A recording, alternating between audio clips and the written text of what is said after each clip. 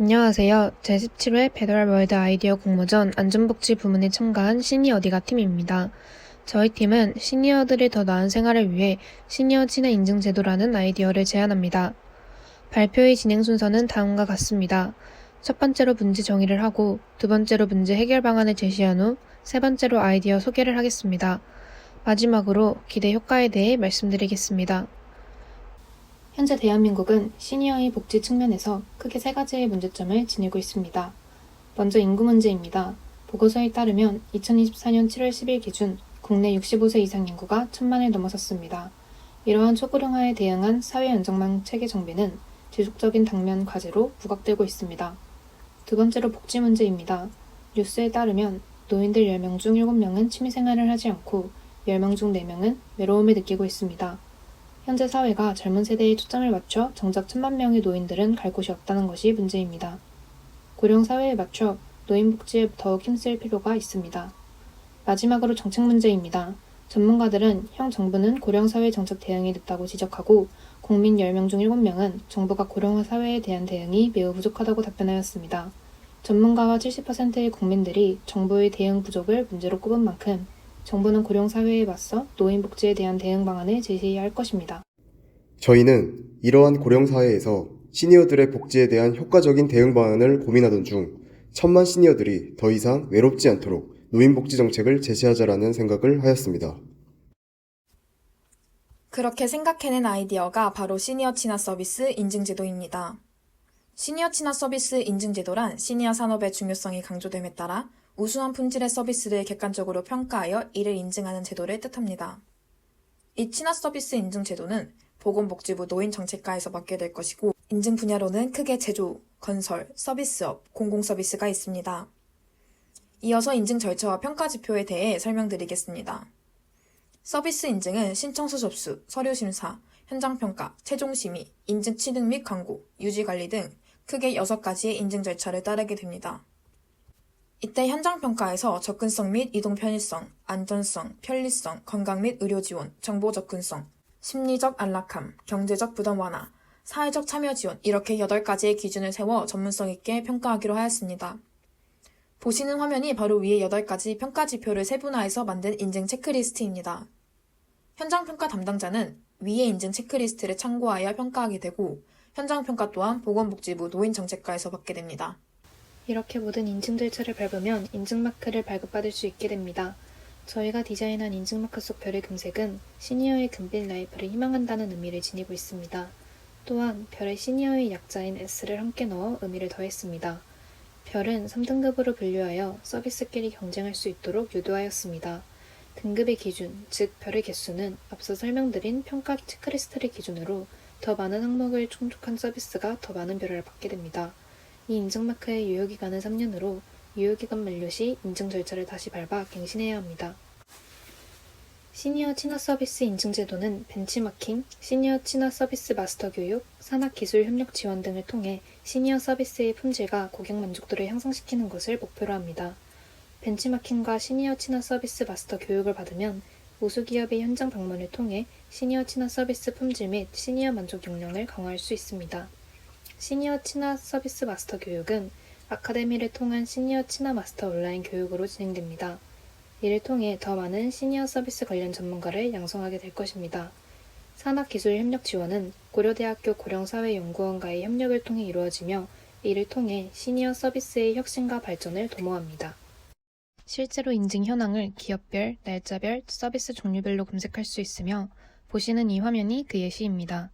그럼 시니어 친화 서비스는 어떻게 이용할 수 있을까요? 이해를 돕기 위해 시니어 친화 서비스 이용 방법에 대한 영상을 가져왔습니다.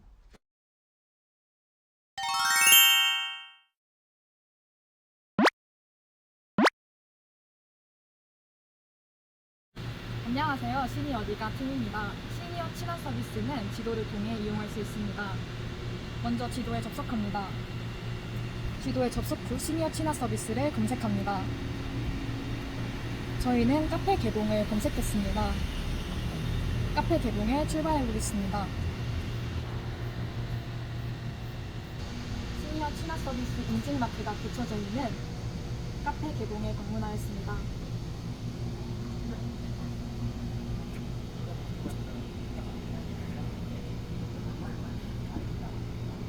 이동은 음료수를 저렴한 가격에 제공하고 있습니다. 또한 경로당과 마찬가지로 무더위 쉼터도 제공하고 있습니다.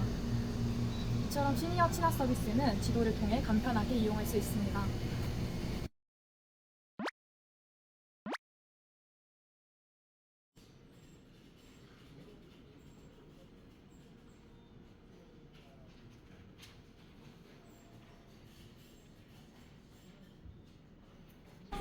제가 방금 가지고 온 팜플렛은 시니어 가이드라는 팜플렛입니다.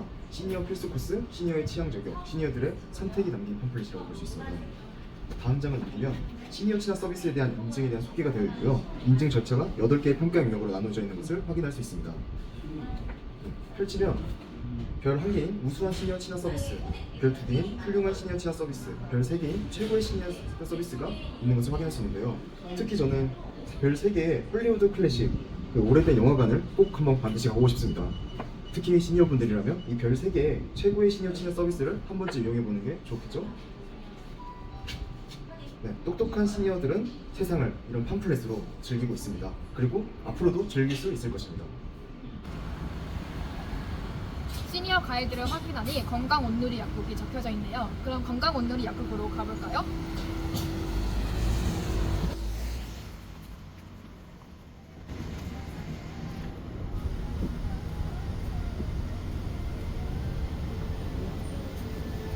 건강 온누리 약국에 도착했습니다. 건강 온누리 약국에도 시니어 친화 서비스 인증 마크가 붙여져 있습니다.